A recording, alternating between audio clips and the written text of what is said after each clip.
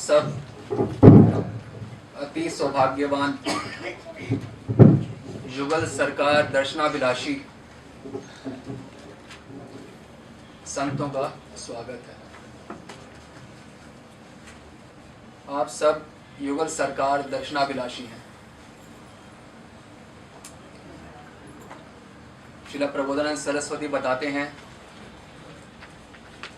वृंदावन महिमामृत में, आनंदा परसीमा सीमा च सौभाग्य रस सारस्य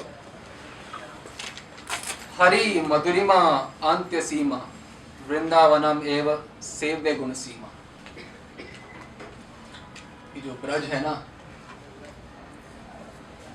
ये आनंद की पर सीमा है, आनंद की अंतिम सीमा। यद्यपि सभी भगवत स्वरूप प्रबोधानंद सरस्वती कहते हैं हरि के सभी स्वरूप आनंदमय हैं, हरि के सभी आनंद भी सभी धाम भी आनंदमय हैं, और हरि की जो कांताएं हैं लक्ष्मी इत्यादि वो भी आनंदमय हैं। लेकिन मेरा मन तो केवल उन ठाकुर के पीछे जाता है जो केवल किसी भी वैकुंठ धाम में नहीं होता। क्या कि वो ठाकुरानी के पीछे जाते हैं। बताया जा रहा है आनंद पल सीमा सौभाग्य सार सारस्य, सौभाग्य रस सारस्य। सौभाग्य की जो अंतिम सीमा है वो ये मधुर भाव का भजन है ब्रज का। हरि मधुरिमा, हरि का वे माधुर्य है, जो आनंद है उसकी अंत्य सीमा, शेष सीमा, हरि के आनंदमय अवस्था की शेष सीमा ये ब्रज धाम है।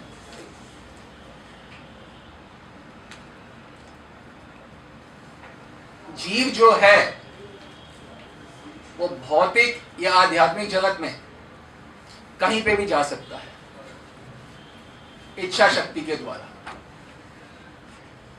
तो प्रबोधन सरस्वती क्या बता रहे हैं? स्थूल से ऊपर सूक्ष्म है, सूक्ष्म से ऊपर कारण है, उससे ऊपर तुरिया ब्रह्म है, और उससे ऊपर वैकुंठ है, उससे ऊपर द्वारका, उससे ऊपर जहां कृष्ण ने जन्म लिया मथुरा। ये आनंद की उत्तर उत्तर अवस्थाओं की बात हो रही है। ये जगत तो सतरज तम का है, ये तो आनंद, ये तो जड़ है, ये तो आनंद हो नहीं सकता। ये आनंद के लोगों की बात हो रही है। उत्तर उत्तर क्या है? द्वारका से ऊपर मथुरा, और मथुरा से ऊपर वो स्थान जहां कृष्ण सखाओं के साथ खेलते हैं। उससे भी ऊपर वो स्थान है क्या कोई? कृष्ण का जन्म स्थान हो गया, फिर कृष्ण जहां पे सखाओं के साथ खेलते हैं, नहीं, उससे भी एक श्रेष्ठ स्थान है। क्या वो है? जहां कृष्ण गोपियों के साथ क्रीड़ा करते हैं। वह है जो आनंद पर सीमा बोला, ये है वो आनंद की सीमा। कृष्ण के सभी स्वरूपों की आनंद पर सीमा नहीं है। आनंद की अंतिम अवस्था जो है वो ये है। आनंद, रूप, अमृत, ये सब समान शब्द हैं, सिनोनिम्स। रस, आनंद, अमृत, जो कृष्ण की छवि है, जो कृष्ण का रूप है, वो इतना सुंदर है, इतना सुंदर है कि वो रूप का वर्णन करना संभव नहीं है। इतना सुंदर है। यदि कोटि कोटि सरस्वती कोटि काल तक कोटि कोटि काव्य लिख लें तो भी श्री कृष्ण के रूप का वर्णन तो छोड़िए, श्री कृष्ण के रूप के एक अंक का भी सम्यक रूप से वर्णन नहीं कर सकते।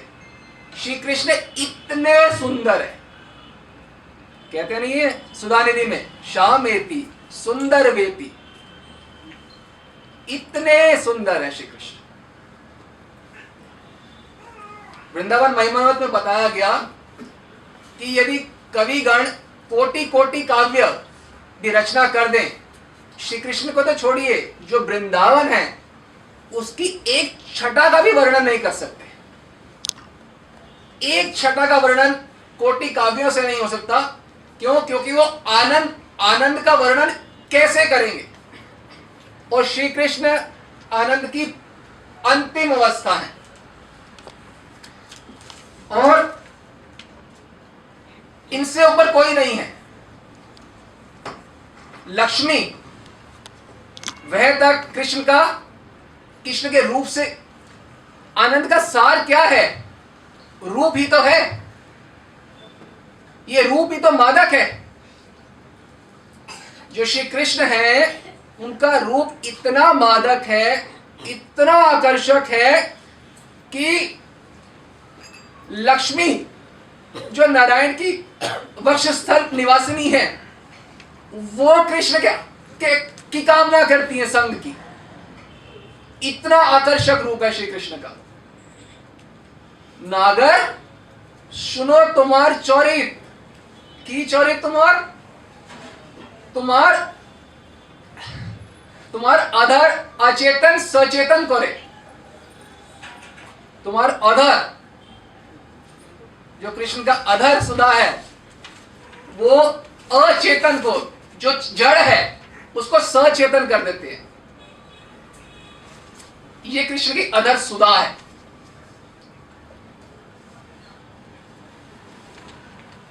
सभी नारियों का मन श्री कृष्ण से आकर्षित कर लेते हैं, इतने आकर्षक हैं।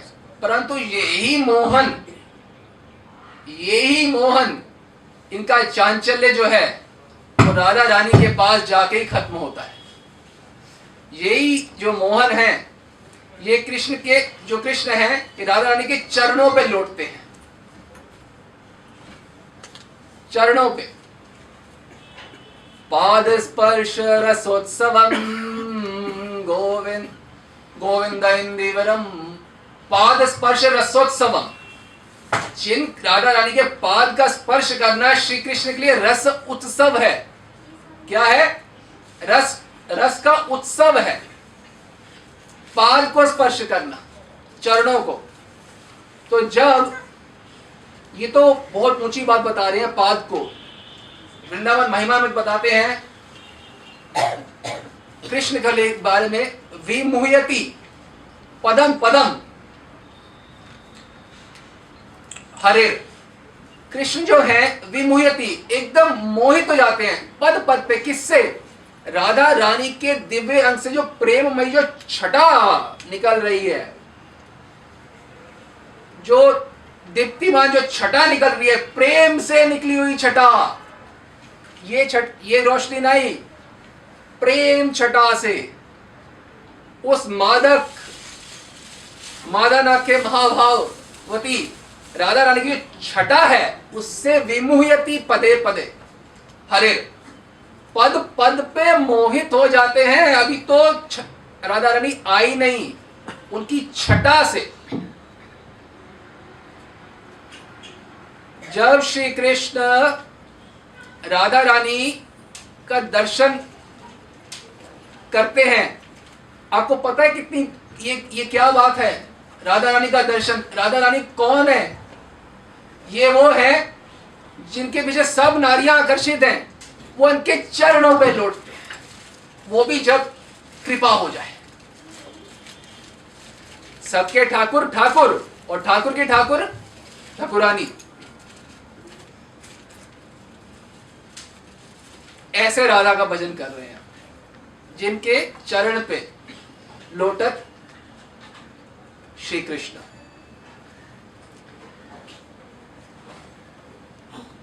श्री कृष्ण बताते हैं, चैतन्य चरित्र में तो वर्णन आता है,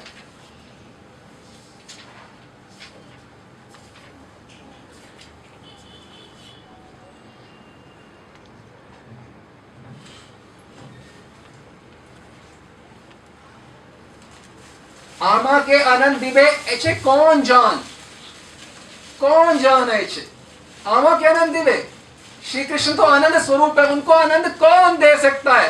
श्री कृष्ण खुद बोल रहे हैं, आमा के आनंद दे, ऐसे कौन जान होवे ना। आमा के आनंद, आमी आनंद स्वरूप, आमा के आनंद एक व्यक्ति दे सकते हैं कि जिसके गुण मुझसे भी अधिक हो, श्री कृष्ण कहते हैं, वो मुझे आनंद दे सकता है। आमा होते जार होए शत गुण, आमा होते जार होए शत गुण, जिनके मुझसे भी ज्यादा गुण हैं, शत, वो मुझे आनंद दे सकता है। फिर बोलते हैं आमा होते गुणी बड़ जगते असंभव, जगते ये गुण होने वाला असंभव, संभव नहीं है।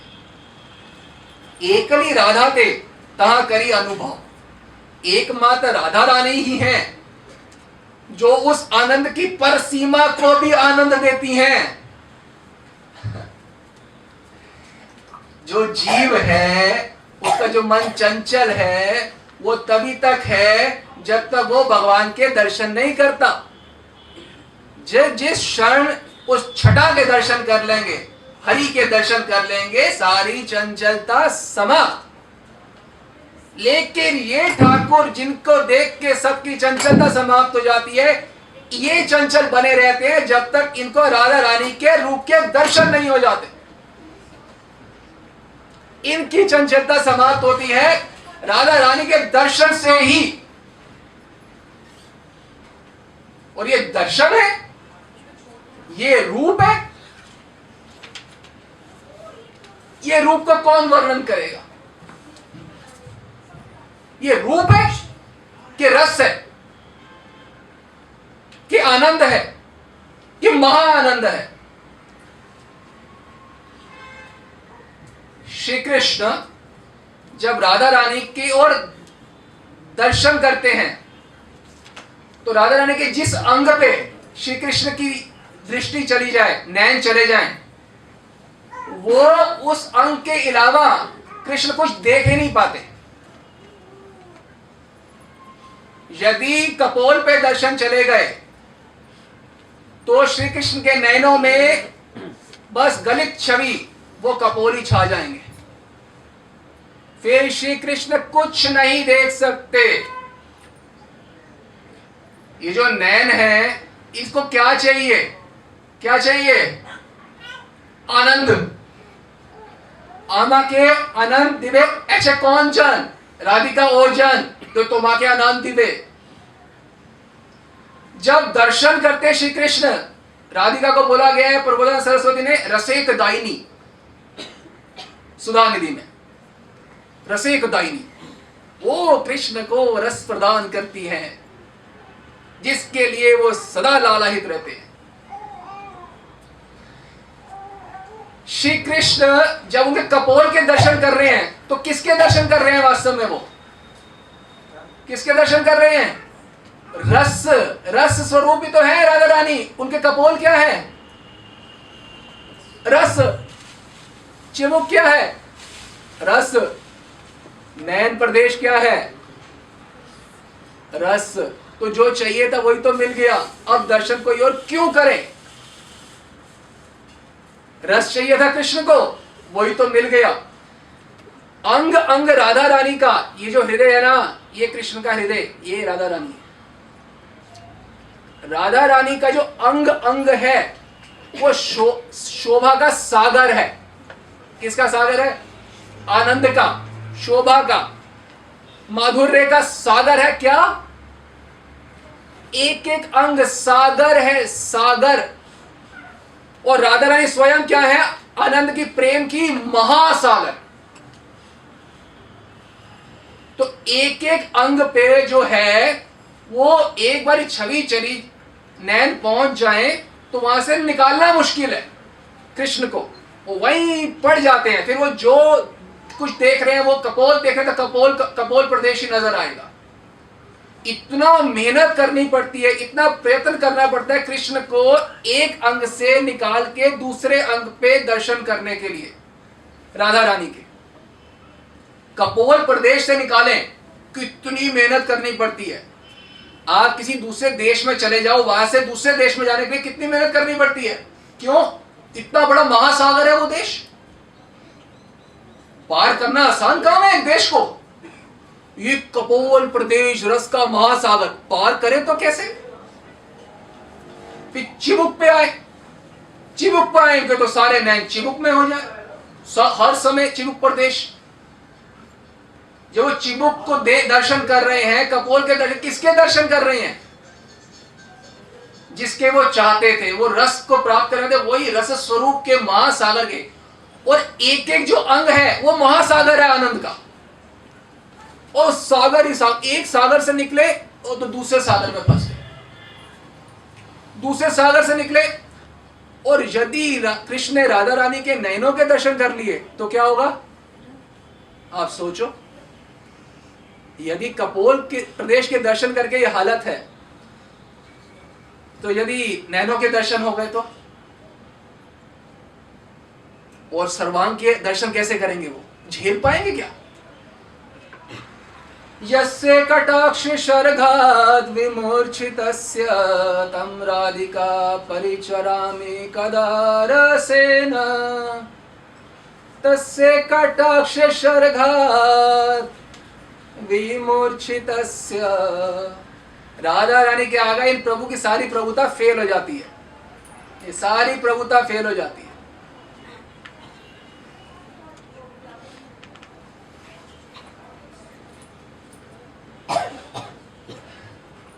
अंग अंग जो है शोभा का सागर है। एक अंग को देखना चाहते हो, सखी को बोलते हैं, ए सखी मैं तो राधा रानी के संपूर्ण दर्शन करना चाहता हूं। तो सखी कहती है हाँ तो करो ना, तुम्हारे सामने नित्य तो तुम्हारे साथ है, तो करो दर्शन। कहते करो कैसे? जिस अंग पे दृष्टि पड़ती है वो उसके बाद कहीं और जा ही नहीं सकते।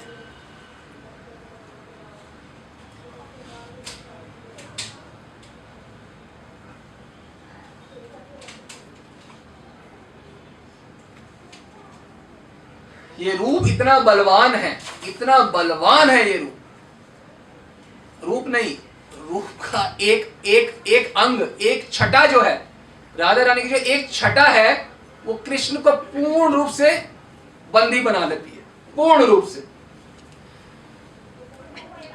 कृष्ण से संभाला नहीं जाता स्वयं को, मैं संभाल नहीं सकते स्वयं को। आप ये देखिए, अभी तो श्री कृष्ण ने दर्शन करे राधा रानी के एक अंग के, तो ये दशा है। यदि वो उनको छू लेंगे तो क्या होगा? वो संभाल पाएंगे स्वयं को? अच्छा, कौन किसको छुएगा? रस स्वरूप रसो वही सहस छुएंगे रसेक दायिनी को। तो रस स्वरूप ही रसेक दायिनी को, परस्पर के लिए वो रस है, वो छू रहे हैं। तो राधा रानी है प्रेम स्वरूप। प्रेम मतलब जो वो श्री कृष्ण को आनंद देके आनंदित होती हैं। आप ये सोचिए, जब एक बार श्री कृष्ण ने चिबुक प्रदेश को पकड़ा तो कृष्ण कितने आनंदित हो रहे होंगे, हो रहे हैं। और जिसका पकड़ा वो कितने आनंदित हो रही होंगी, जिन्होंने पकड़ा वो कितने आनंदित हो रहे हैं। जब श्री कृष्ण आनंदित हो रहे हैं तो उनको राधा रानी देख के कितनी आनंदित हो रही होंगी कि मैं ठाकुर जी को प्रसन्न कर पा रही हूं, वो और आनंदित हो जाती है, उनको माधुर्य और बढ़ जाता है। फिर श्री कृष्ण और पान करते हैं तो और खुश हो जाते हैं। तो राधा रानी इसको देखती है कि और आनंदित हो, राधा रानी का माधुर्य और बढ़ जाता है। राधा का माधुर्य बढ़ा, श्री कृष्ण ने देखा और बड़ा माधुर्य, और पान करते हैं। अरे भाई पानी तो करना है, रूप ही तो सार है। अरे 56 भोग थोड़ा ना खा रहे, रस पीना है आपने।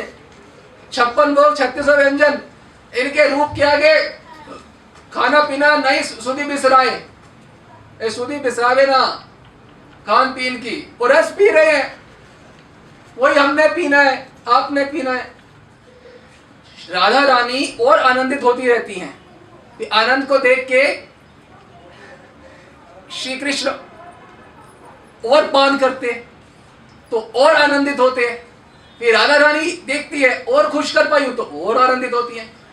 तो इस प्रकार से जो होड़ है दोनों के, बताते ना सौंदर्य का अंत नहीं होता होगा, सौंदर्य बढ़ता रहता है। कैसे बढ़ता है? ऐसे बढ़ता है। समझ आया? ऐसे वो आनंद का सौंदर्य का विकास होता ही रहता, खत्म हो ही नहीं सकता। और इसमें आप क्या कर रहे हो? श्री कृष्ण राधा के माधुर्य का दर्शन कर रहे हैं, वर्धित माधुर्य का, और राधा रानी श्री कृष्ण के वर्धित माधुर्य का दर्शन कर रही हैं। और आप राधा रानी के भी माधुर्य का, वर्धित माधुर्य का, श्री कृष्ण के भी वर्धित माधुर्य का दर्शन, और साथ में सेवा भी प्रदान कर रहे हैं कि ये वो आनंद प्राप्त कर पाए, कहीं बेहोश ना हो जाए तो उनको सचेत कर दें। ये आपकी सेवा है। तो सोचिए कितने ऋणी होंगे वो, कितने ऋणी रहेंगे श्री कृष्ण राधा रानी। श्री कृष्ण जो है वो तो सिर्फ गोपियों के ऋणी हैं, गोपियों के ऋणी है, ना पा रहे हम। मैं गोपियों का सदैव ऋणी हूं, पर जो राधा रानी तो ऋणी नहीं है बाकी गोपियों की, परंतु मंजरियों की ऋणी तो ठाकुर ठाकुरानी दोनों है, रहेंगे, रहना पड़ेगा। सखी बिना ए लीला पोष्टि नाही होए, आज ही शुरू ना होए पोष्टि कथा होए। शुरू कैसे होगी? वो तो विमूर्छित तस्य कटाक्ष शरघात विमूर्छितस्य, वो तो विमूर्छित हो जाएगी। लीला प्रारंभ कैसे होगी आपके बिना? बताया गया है, प्रबोधानंद सरस्वती बताते हैं कि राधा कृष्ण तो अपने एक दूसरे में पूर्ण रूप से मग्न रहते हैं, उनको किसी प्रकार का होश ही नहीं रहता कि क्या करें और क्या ना करें। तो उनके जो वस्त्र हैं इत्यादि जो कार्य हैं, क्या बता रहे हैं प्रभु? अनुक्षण मदाविष्टो ना विंदितो ना किंचन कार्य मानो सखी वृंदेर भोजन आशादिकम। हर क्षण राधा कृष्ण हर क्षण एक दूसरे में मद आविष्टो, पूरे मत रहते हैं हर क्षण। उनको कुछ भी सुधि नहीं रहती, उनको कोई होश नहीं रहती, वो जानते ही नहीं है किसी भी बारे में। तो उनको जो भोजन है, उनको जो वस्त्र धारण भी है, वो कार्य भी सखियों के द्वारा ही संपादित होता है, उनकी इच्छा से यद्यपि, परंतु सखी द्वारा ही संपादित होता है। क्या कार्य? भोजन आच्छादिकम, आच्छादिक मतलब वस्त्र। वे होश में नहीं रहते, रसपान कर रहे हैं ना, 56 भोग है, वो जब जीवा पे आएगा तो कुछ तृप्ति या कुछ सुख और आनंद होगा, परंतु ये जो रूप है ये तो दर्शन से ही परमानंद प्राप्त हो जाएगा। भूख सुधि बुद्धि बिसराए, सब भूल जाएंगे बाकी उसके बाद। ये तो जीवा के अग्रभाग को स्पर्श ना करे 56 भोग, तो कोई लाभ नहीं है 56 भोग का। परंतु ये जो रूप के दर्शन है, ये तो दर्शन करते ही सारी इंद्रियों का हार प्राप्त हो जाता है। जब प्रातः लीला में राधा रानी श्री कृष्ण के लिए भोजन बनाती हैं, उसके बाद जब उनको परोसा जा रहा होता है, तो परोसते परोसते श्री कृष्ण आनंद में हो रहे हैं, आनंद में तो हो रहे हैं कि राधा रानी का बना हुआ भोजन है, परंतु उनकी भूख भी जाई जा रही है। क्यों? भोजन कितने इंद्रियों का आहार है?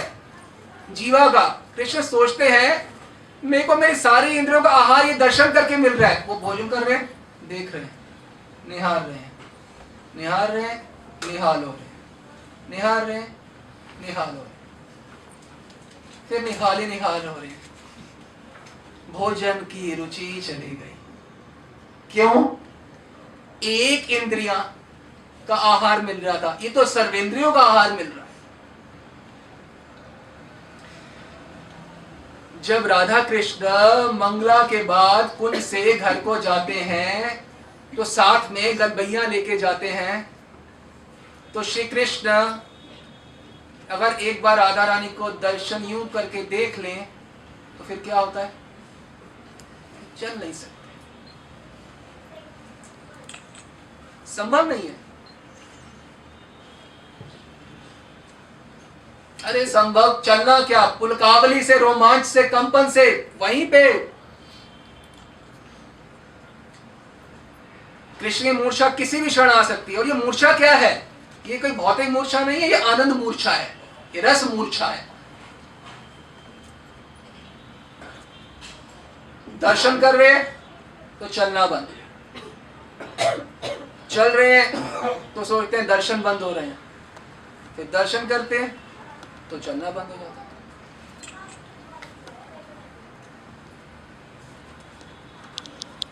है। राधा रानी के जो एक लट निकली हुई है, एक लट निकली हुई है, उसको संभालने के ब्याज से राधा रानी को छूने की कोशिश करते हैं। ये तो बाद में छोड़िए। एक लटा जो है, राधा रानी कुछ कर, एक लटा को देख के ही कृष्ण उसमें बंद जाते हैं बिल्कुल। तो सखी बोलती हैं ये कैसे तुम्हारे सर्वांग का पान करेंगे, एक लटा ने इनको पूरा बांध दिया है तुम्हारे, एक लटा में पूरे बंद जाते हैं। और जब उसको हटाने के लिए कि हाँ पीछे कर दूं, तो जैसे ही छूते हैं उसी वक्त कंपन शुरू हो जाती है। तो सर आप ये सोचो कि अभी तो ये रस का खेल प्रारंभ भी नहीं हुआ, ये तो प्रारंभ की अवस्था है। और आचार्यगण क्या बताते हैं, ये जो राधा कृष्ण का जो कुंज में मिलन है, कौन सा मिलन है, सर्वांग मिलन। ये दर्शन यदि कोई कर ले तो किसी भी भगवत राज्य कोई भी सुख जो है वो एक कण के समान भी नहीं है। क्यों? उस समय वो रस स्वरूप और रसिक दायनी अपने आनंद की परमावस्था को प्राप्त होती है। सर्वांग मिलन से सर्वांग माधुर्य अमृत बढ़ता रहता है, बढ़ता रहता है। पान करते रहते हैं कृष्ण, वो राधा रानी उनको देख के और आनंदित होती है कि मैं उनको पान करवा पाई, उनको पान करवा पाई देख के और सुंदरता बढ़ती है। श्री कृष्ण और पान करते हैं, और पान करते हैं तो राधा रानी और खुशी होती है। और जो सखी हैं, खाए और तृप्ति किसी और को हो रही है। खा कौन रही है और हरा भरा किसका हृदय हो रहा है, शीतल किसका हृदय हो रहा है।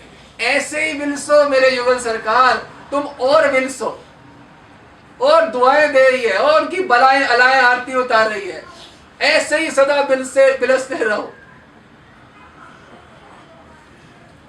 ये राधा रानी की इच्छा है। राधा रानी रूपामृत का पान कर रहे हैं आप सब, ये उन्हीं की किशोरी जी की कृपा से ही होता है। बिना हरि कृपा मिले नहीं संता, बिना हरि कृपा के तो संत का ही दर्शन नहीं होता, संत नहीं मिलते। ये तो राधा रानी अपने आप को लुटा रही हैं। राधा रानी का रूपामृत पान, राधा रानी की कथा का पान, जब तक राधा रानी की इच्छा ना हो किसी को नसीब हो नहीं सकता। कोई बोले कि मुझ पे कृपा है कि नहीं राधा रानी की, तो ये हम देख लें क्या हमें राधा रूपामृत का पान हो पा रहा है, क्या हमें ऐसे किसी संत का सानिध्य प्राप्त है। क्योंकि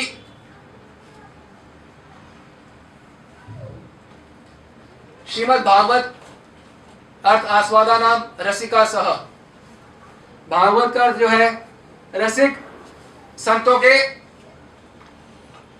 सानिध्य में संरक्षण में रह के ही समझना चाहिए।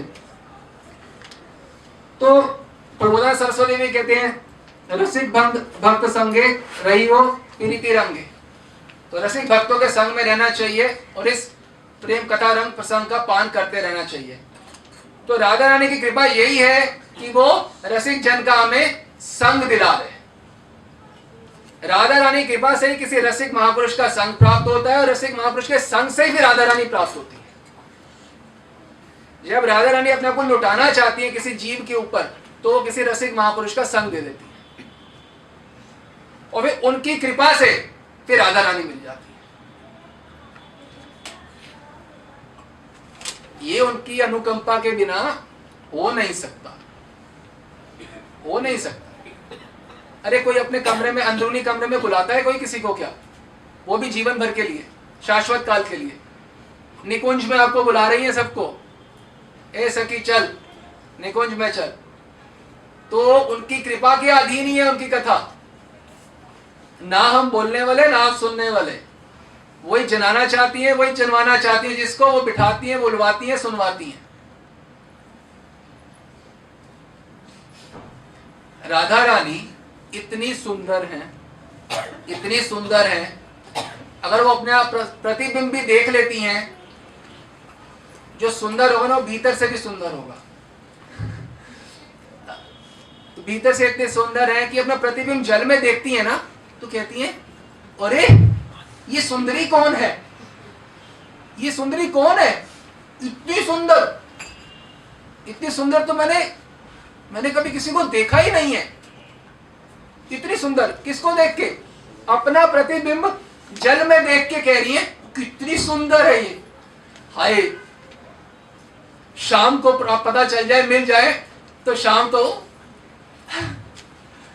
को कितना आनंद प्राप्त होगा। सुंदरी कितनी सुंदर है ये, उनको विश्वास ही नहीं होता कि ये वो है, स्वयं है।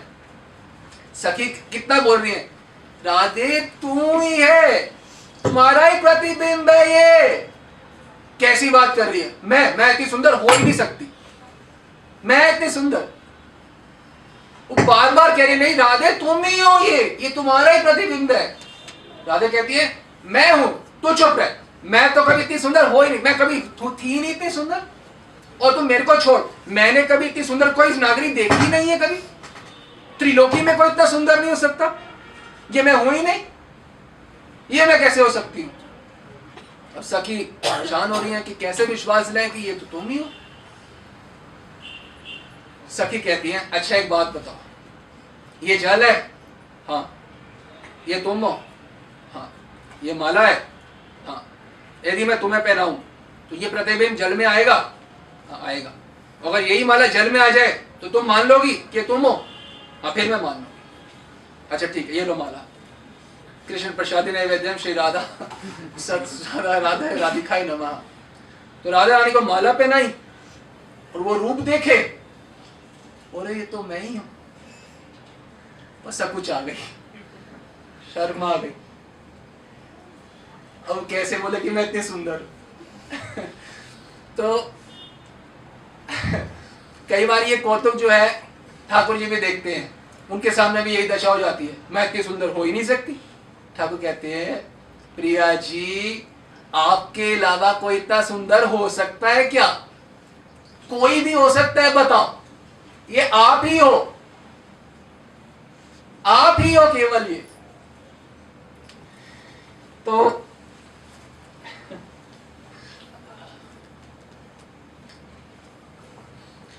बार बार बोल के समझा के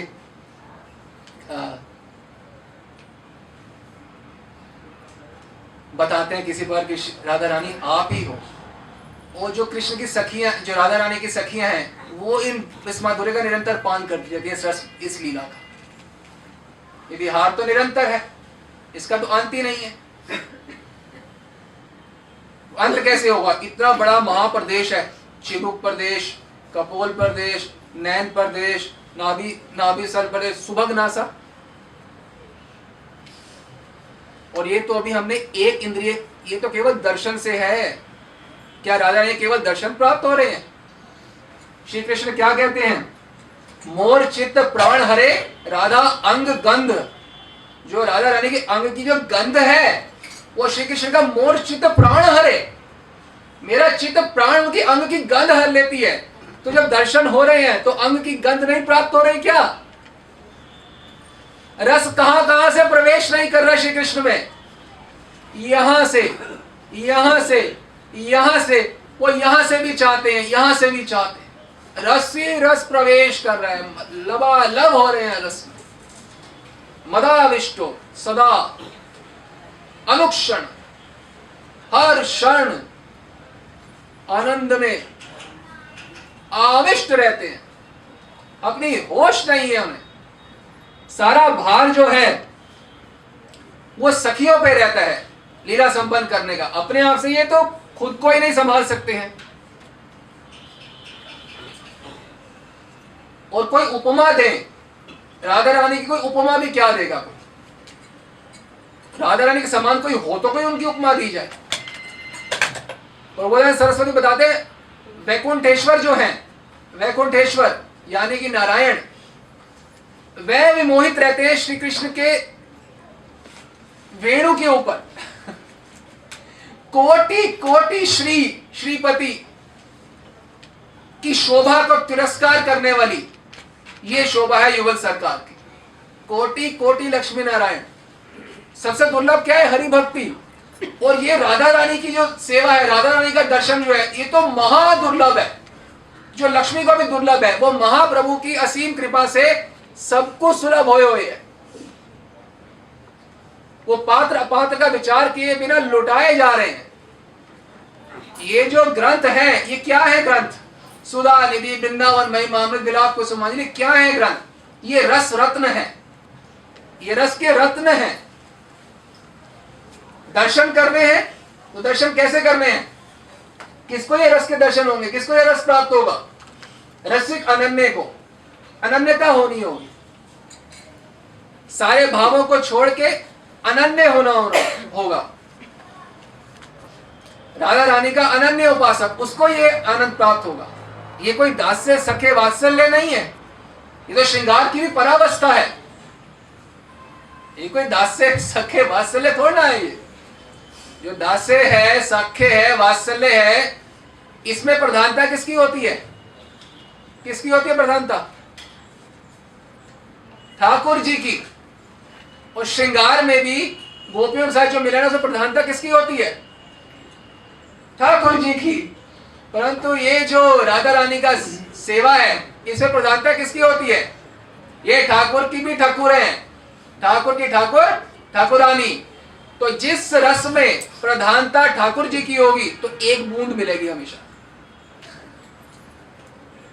एक बूंद आनंद चाहिए तो वो ठाकुर की प्रधानता से कोई भी सेवा कर लो, साखे दास्य वत्सल्य इत्यादि, तो एक बूंद प्राप्त होगा। जो जहां वल्लभा की प्रधानता होगी, कोई वैकुंठ लोक में वल्लभा की प्रधानता नहीं है, केवल ब्रज में है। जहां वल्लभा की प्रधानता होगी, वहां नव नव महासागर में सखियां निमज्ज रहेंगी हमेशा अनादिकाल तक। क्यों रहेंगी? क्योंकि नव नव महासागर में ठाकुर ठाकुरानी दोनों निमज्ज रहते हैं। उनके दर्शन करते करते वो तो ज्यादा मत रहती हैं। राधा रानी कृष्ण से आनंद प्राप्त करके महाआनंदित होती हैं, कृष्ण प्रिया जी से आनंद प्राप्त करके महाआनंदित होते हैं। ये दोनों के दर्शन पी पी के महाआनंद में हमेशा रहती है।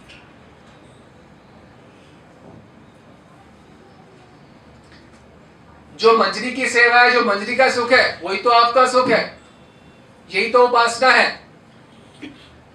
ये आगे जाके प्राप्त नहीं होगा, ये तो प्राप्ति है। ये प्राप्ति नहीं होनी है, ये प्राप्त है। प्राप्त होना मतलब इसके ऊपर कुछ होगा। वो ये रस रूप में ये ग्रंथ है। दर्शन कर रहे हैं ठाकुर जी के, ग्रंथ खोलो, करो ठाकुर के दर्शन, करो राधा रानी का रूपामृत का पान।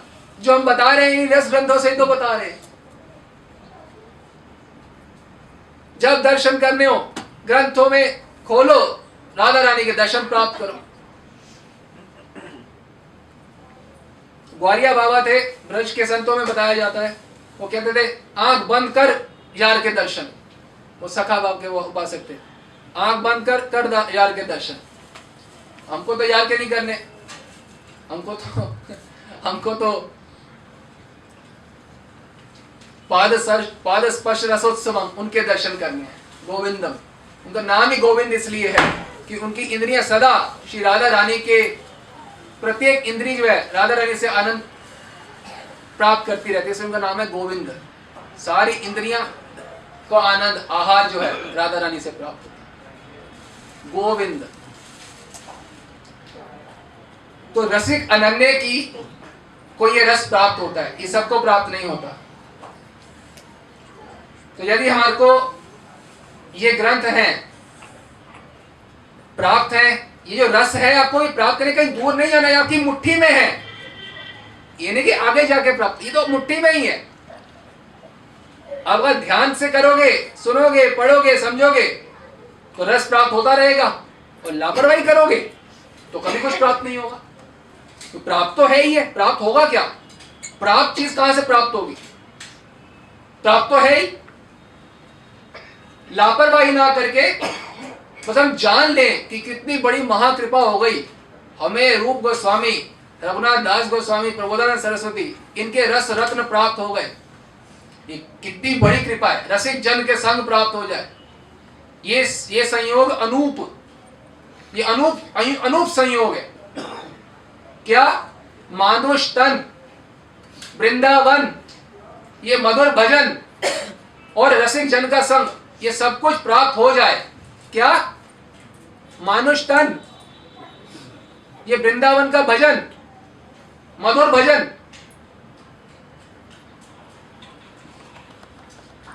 रसिक संतों का संग, इससे ऊपर और क्या प्राप्त होगा? अपना भाग्य बनाओ, आनंद बनाओ।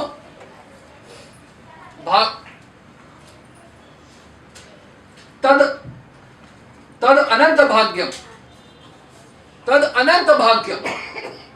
आपका सबका भाग्य है जो राधा रानी के रूपामृत का पान कर पा रहे हैं, ये सबका भाग्य अनंत है। ये बताया गया ना हमने प्रथम श्लोक में, सौभाग्य रस सारस्य। सौभाग्य की अंतिम सीमा है राधा रानी के रूपामृत का पान करना, जो सदा श्री कृष्ण करते रहते हैं। अगर वो राधा रानी के रूपामृत का पान नहीं करेंगे तो क्या वो जीवित रह पाएंगे?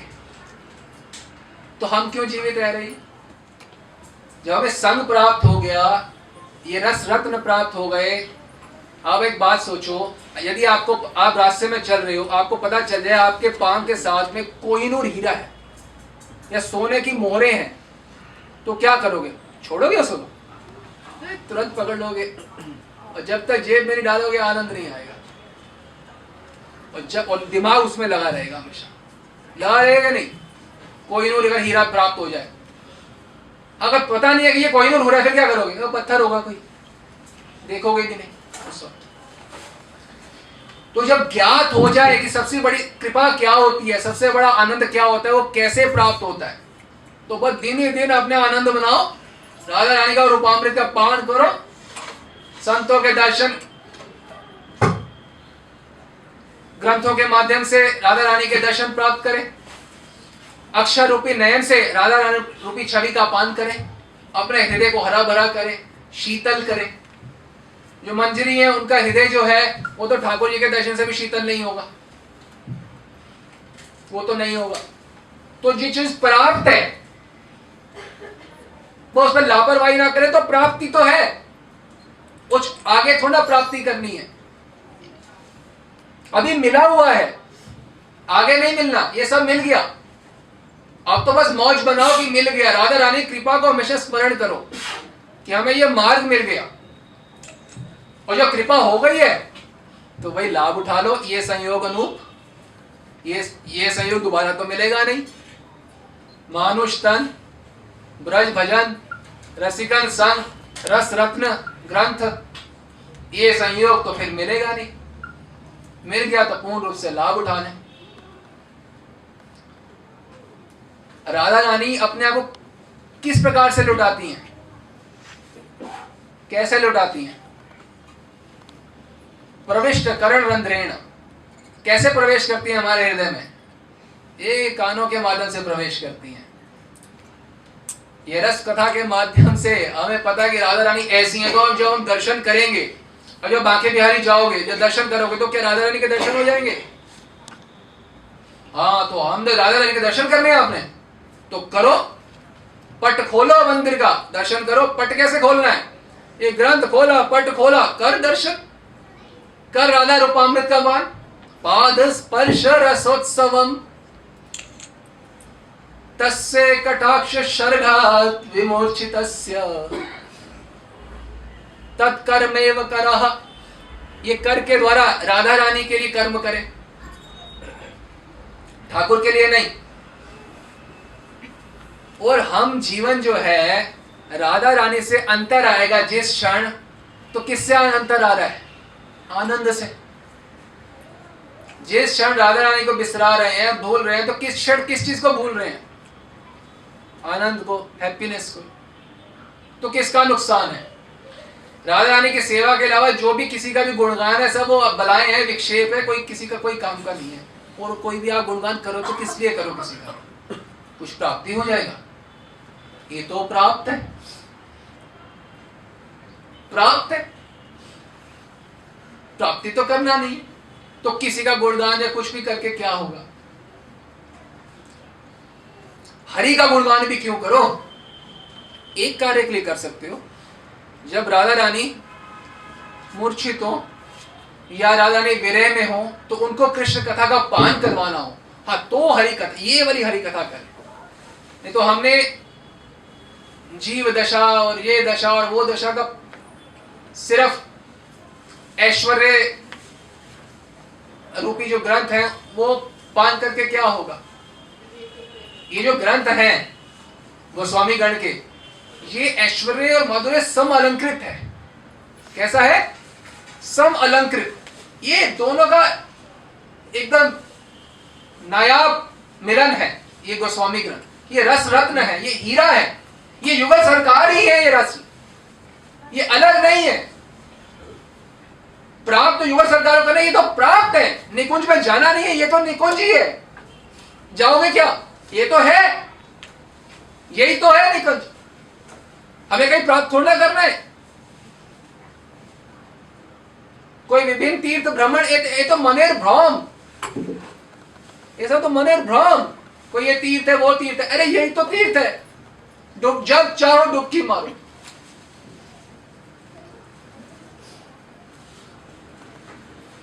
ये रस रत्न को समझने के लिए संतों का संग, रसिक संतों का ओट चाहिए होती है, ओट, उनका आश्रय, ओट माने आश्रय, कि आश्रय में रहकर यदि भजन करे तो राधा रानी दूर नहीं है। आप ये सोचो कोई दूर है, नहीं, ये सब कुछ प्राप्त है, कहीं जाना नहीं है, कहीं कहीं।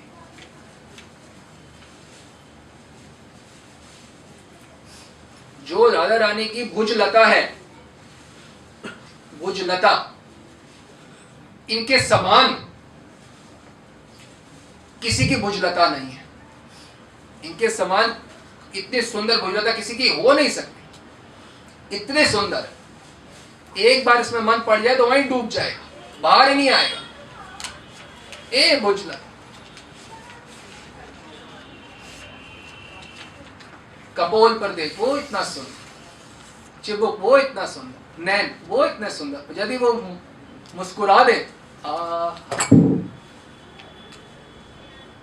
खुशी से आपकी ओर देख के, आपने सेवा करी, ठाकुर मूर्छित अवस्था में है, और ठाकुरानी हमेशा क्या चाहती हैं, क्या चाहती हैं, ठाकुर को आनंद देना, उनकी सेवा करना।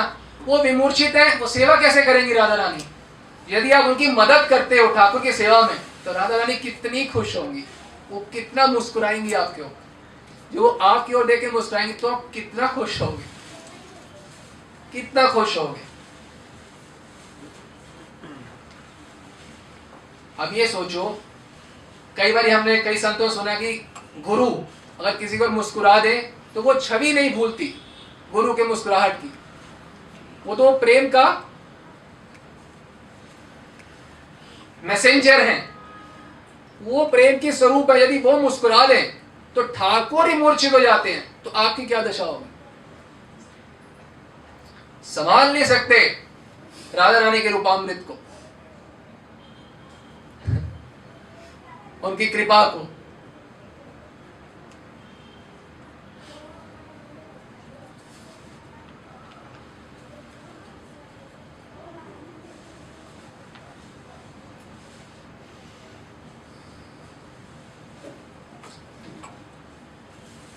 तो जो प्रियता है, प्रियता राधा रानी में होनी चाहिए, उनके नाम में होनी चाहिए, उनके धाम में होनी चाहिए, उनके जन में होनी चाहिए।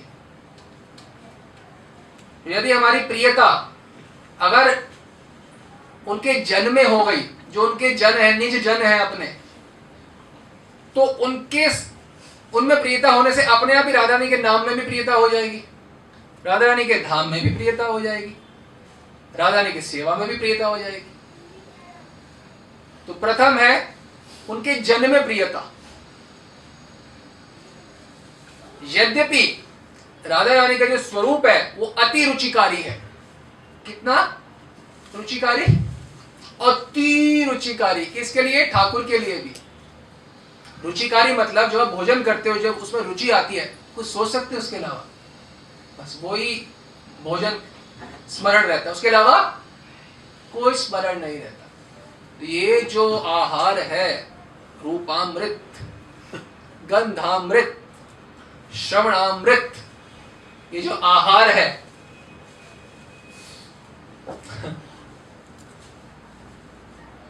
ये अति रुचिकारी है।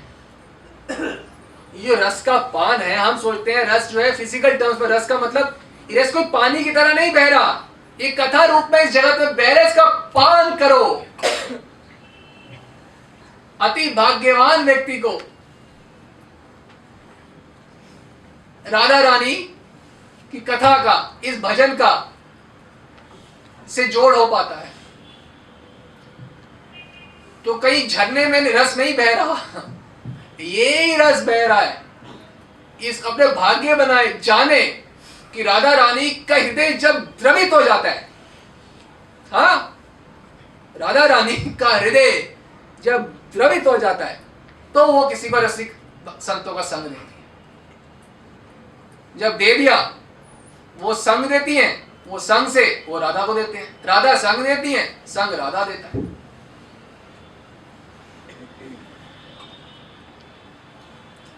भजन ना होए संग बिना, और भजन बिना ना ही प्रेम। भजन जो है वो संग बिना हो नहीं सकता, और बिना प्रेम के, और जब संग नहीं होगा तो प्रेम उत्पन्न नहीं होगा, और जब प्रेम उत्पन्न नहीं होगा तो आनंद आस्वादन कैसे होगा? प्रेम होगा तो आनंद आस्वादन होगा। प्रेम तब होगा जब संग होगा। इसलिए कहा जाता है साधु संग सर्वशास्त्र कहे। जो वास्तविक संतों का संग है, वो एक बार का संग जो है वो पूरा जीवन बदल देगा। एक बार का संग, एक बार का पूरा जीवन बदल देगा।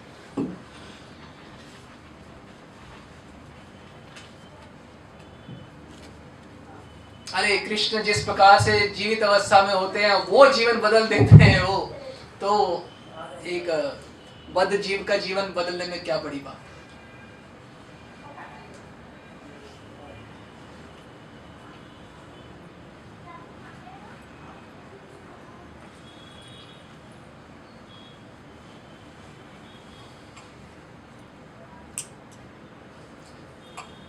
कृष्ण के सुख का वर्णन यद्यपि हो नहीं सकता, पर फिर भी कहें तो हो सकता है। सुख का नहीं, भाग्य का कह सकते हैं। कृष्ण के भाग्य का वर्णन संभव है। राधा रानी के भाग्य का वर्णन, राधा रानी को सौभाग्यवती, परम सौभाग्यवती बोला जाता है, उनके भाग्य का वर्णन भी संभव है। कृष्ण के भाग्य का वर्णन संभव है, राधा रानी के भाग्य का वर्णन संभव है, पर जो मंजरी है उसके भाग्य का वर्णन ही संभव नहीं है। आपके भाग्य का यदि कोई वर्णन करना चाहे, आप करना चाहो तो आप कर ही नहीं सकते। आप वर्णन कैसे करोगे अपने भाग्य का? कैसे वर्णन करोगे आप?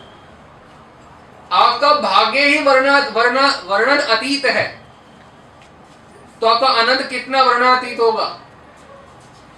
आपके भाग्य का वर्णन कोई बृहस्पति सरस्वती करना चाहे वो नहीं कर सकते। अरे लक्ष्मी को यह भाग्य प्राप्त नहीं है जो आपको प्राप्त है।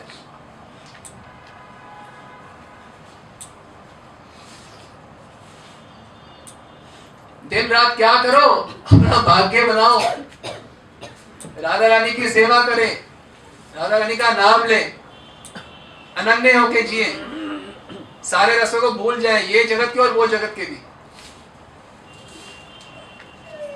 जब मंजरी सेवा कर रही है तो उसे कोई ब्रज के किसी और रस का स्मरण हो रहा है क्या? वैकुंठ के रस का स्मरण हो रहा है क्या?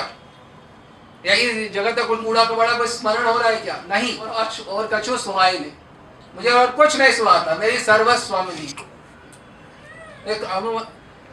जब राधा रानी के अलावा और कछु सुहाए नहीं और अतिरिक्त कुछ रह ना जाए जीवन में, तो समझ लो राधा रानी की कृपा हो गई।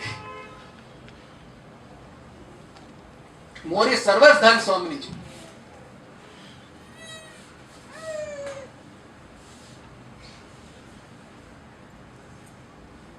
जो ठाकुर का धन है वही आपका धन।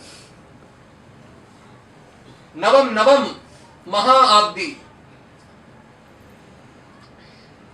जिस प्रकार से ठाकुर ठाकुरानी नए नए आनंद को प्राप्त करते रहते हैं, उसी प्रकार से अपनी सखियों को भी, सखी समेत तो एक श्लोक में वर्णन आता है कि वो सारा आनंद, नवम नवम, नया नया आनंद और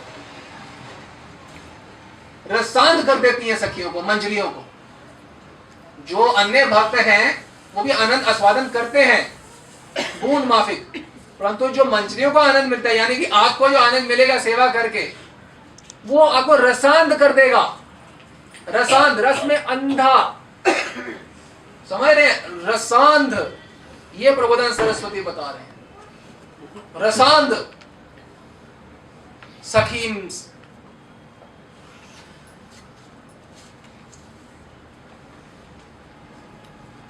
कैसे आनंद वर्णन होगा? जब रसांध कर दिया जाएगा।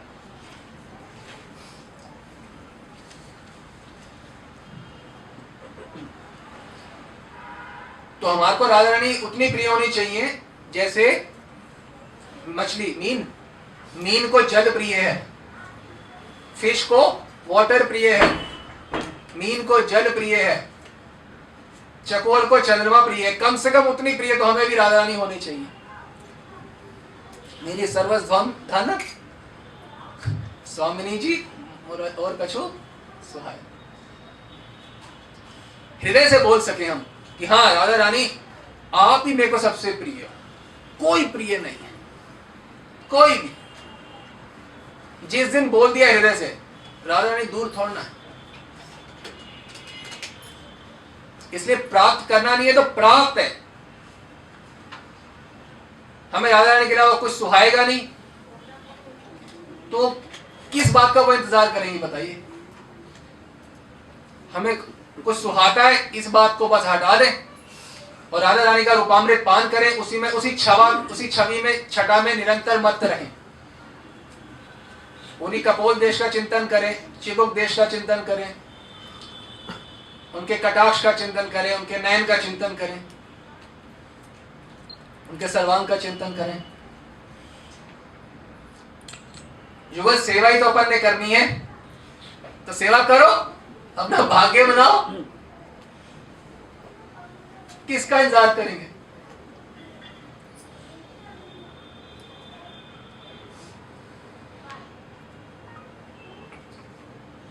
ये रूप नहीं है, ये अमृत है, ये रस है। यही आप चाहते हैं, यही हम चाहते हैं। ये रस की परमावस्था है। इसको दर्शन करने के बाद और कुछ दर्शन करने की इच्छा नहीं होगी। अरे बाबा आनंद प्राप्त करिए, उसके बाद क्या प्राप्त करना रह जाएगा?